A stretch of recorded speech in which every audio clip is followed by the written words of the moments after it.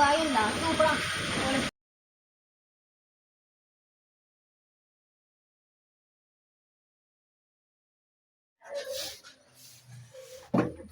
താങ്കൾക്ക് എന്താ പ്രശ്നം?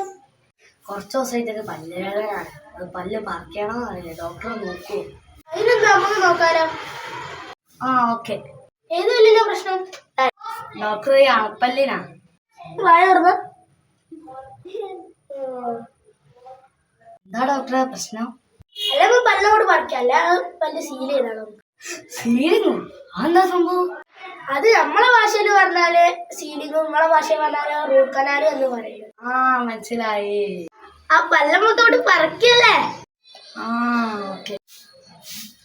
എടാ അയാൾക്ക് പല്ലൊക്കെ 35 പല്ല് താഴത്തിട്ട് അയാള്.